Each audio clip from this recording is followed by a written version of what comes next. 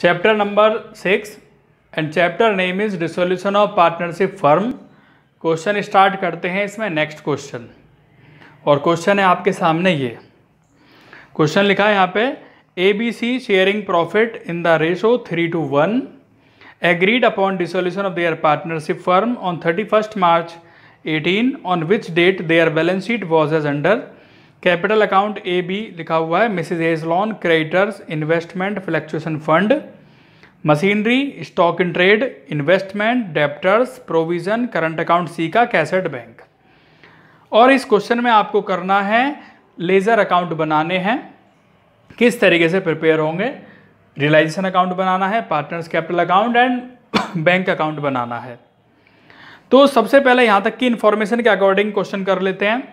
सबसे पहले एसेट्स में जो एसेट्स लिखी हुई हैं उन एसेट्स को ट्रांसफर करते हैं एक्सेप्ट कैश और बैंक, उन्हें छोड़कर।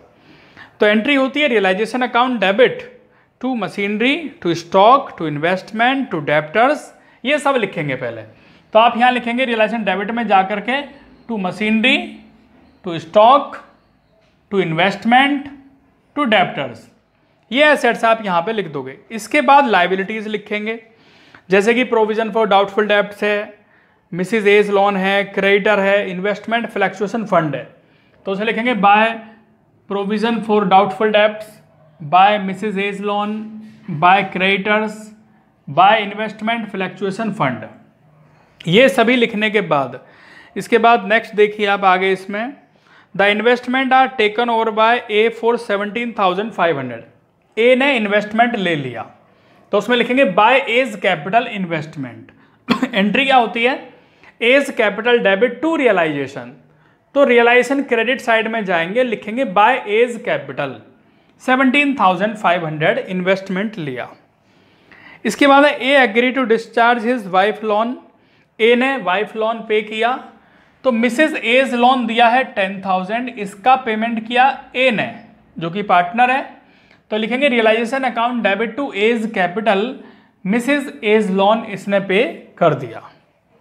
इसके बाद नेक्स्ट है B takes over all the stock at 7,000 and debtors amount 5,000 at 4,000। तो बी ने क्या लिया, स्टॉक लिया 7,000 का।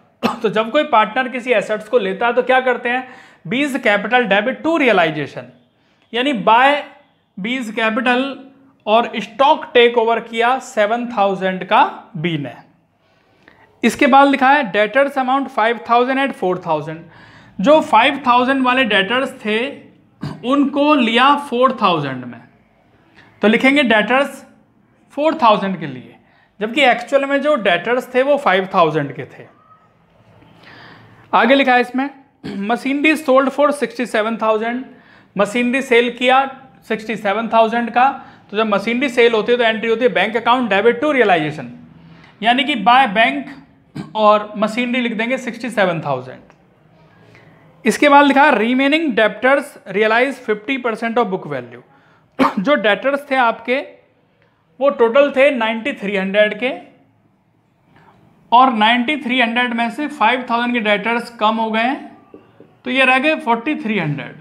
4,300 का 50%, हाफ, कितना रियलाइज हुआ 50%। तो 50% होता है इसका 2,150। तो 2,150 आप यहां पे लिख देंगे बाय बैंक में डेटर्स का 2,150, दोनों का टोटल होता है 69,150। इसके बाद नेक्स्ट लिखा है the expenses of realisation amount 600। जो रियलाइजेशन के एक्सपेंसेस हुए हैं वो 600 है। एंट्री होती है realisation account debit to bank, bracket में एक्सपेंसेस, ये 600। इसके बाद लिखा है it is found that an investment not recorded, एक इन्वेस्टमेंट था जो कि नॉट रिकॉर्डेड था in the books, is worth 3,000 and it is taken over by one of the creditor at this value. वो 3,000 का किसने ले लिया, unrecorded assets, unrecorded investment creditors ने। क्रेडिटर्स थे हमारे यहां पर 18,500 के क्रेडिटर्स थे आपके, उसमें से 3,000 रुपये अनरिकॉर्डेड जो था वो इस क्रेडिटर ने ले लिए। तो कितने रह गए क्रेडिटर आपके 15,500 के, और इसका पेमेंट फिर 15,500 से हो जाएगा। Means realisation account debit to bank bracket में क्रेडिटर लिखेंगे 15,500, 18,500 माइनस 3,000, तो 15,500 ये आ गया। इसके बाद और कोई पॉइंट इसमें नहीं रह जाता है, इसका टोटल करेंगे तो ये साइड ज़्यादा है, दिस साइड टोटल 1,32,750, ये यहाँ पे लिखेंगे। इसमें से सभी पॉइंट आप माइनस करेंगे तो ये बच जाएगा। और अगर क्रेडिट साइड ज़्यादा है और डेबिट साइड कम है तो ये हमारा प्रॉफिट बचा। इस प्रॉफिट को डिस्ट्रीब्यूट किया जाएगा पार्टनर्स में और रेशो दिया है 3:1, 3:1 में डिस्ट्रीब्यूट किया जाएगा। यानी ये आता है 14,235, 9,490, 4,745। तो ये आपका रियलाइजेशन अकाउंट कंप्लीट हुआ। इसके बाद प्रिपेयर करते हैं पार्टनर्स कैपिटल अकाउंट और फॉर्मेट उसका सिंपल है, पर्टिकुलर्स ABC, पर्टिकुलर ABC। सबसे पहले बैलेंस शीट में लायबिलिटी साइड में एसेट, लायबिलिटी साइड में कैपिटल दी गई है और वो कैपिटल है ए के लिए 40,000 तो बाय बैलेंस ब्रॉट डाउन, ए के लिए 40,000, बी के लिए 20,000 ये लिख दिया। इसके बाद यहां पर देखेंगे पार्टनर का नेम, तो ये पार्टनर का नेम है 2A's कैपिटल है, जिसने अपनी वाइफ का लोन पे किया था 10,000, तो ये कैपिटल यहां पे लिखा हुआ है और ये क्रॉस होकर यहां पे आ जाएगा। तो सबसे सिंपल है, इसे आप यहां से लिख सकते हैं और नेम आएगा रियलाइजेशन का, तो बाय रियलाइजेशन 10,000 ए के कॉलम में आ जाएगा। उसके बाद लिखा है ये प्रॉफिट लिखा है, यहाँ भी पार्टनर है सभी ये, तो जब इधर से इधर आ जाएगा ये क्या लिखेंगे, बाय रियलाइजेशन। ए के कॉलम में 14,235, 94,904 बी एंड 47,454 सी ये प्रॉफिट है। और दूसरा प्रॉफिट की एंट्री क्या होती है, realisation account debit to A's capital to B's capital to C's capital. तो पार्टनर क्या है यहाँ पे, क्रेडिट, तो क्रेडिट साइड में जाएंगे लिखेंगे बाय रियलाइजेशन। इसके बाद अब यहाँ पे ये पॉइंट कहाँ से आए, तो इसमें एक करंट अकाउंट लिखा हुआ है एसेट साइड में, करंट अकाउंट सी के लिए 11,500 है और वो एसेट्स में लिखा है। एसेट्स क्या होते हैं, डेबिट होते हैं, उसे ट्रांसफर करेंगे तो क्या कर देंगे, क्रेडिट। तो एंट्री क्या बनती है, C's capital debit to C's current, तो सीज कैपिटल डेबिट में जाएंगे और लिख देंगे टू सीज करंट 11,500। उसके बाद रियलाइजेशन ये लिखा है यहाँ पर, तो आप देखेंगे यहाँ पे कोई पार्टनर का नेम तो नहीं है, तो पार्टनर्स का नेम है बाय एज कैपिटल इन्वेस्टमेंट है ये उसे लिख देंगे यहाँ पे। तो टू रियलाइजेशन 17,500 ये यहाँ से आया। उसके बाद बीज कैपिटल लिखा हुआ है ये 11,000 है, ये यहाँ पर आ जाएगा, नेम आएगा रियलाइजेशन का। इसके बाद आपको उसका टोटल करना है, तो ए का टोटल इधर का ज़्यादा है 64,235, यहाँ पे वही सेम वैल्यू लिखेंगे और इसमें से ये वाली वैल्यू माइनस कर देंगे तो आपका ये बैंक आ जाएगा 46,735। इसके बाद बी का टोटल ये ज़्यादा है तो इसमें से माइनस करेंगे ये वाला पॉइंट, ये 18,490 आ जाएगा और क्या लिखेंगे, बैंक। तो जो बैलेंस बचता है तो बैलेंस नहीं लिखेंगे आप, बैंक लिखोगे। और इसके बाद ये टोटल ज़्यादा है सी का, तो इसमें से ये पॉइंट माइनस हो जाएगा और ये बच जाता है 6,755, तो यहाँ पे क्या लिखेंगे, बाय बैंक। तो ये आपका इस तरीके से कैपिटल अकाउंट कंप्लीट हुआ। लास्ट प्रिपेयर करते हैं स्टूडेंट्स बैंक अकाउंट।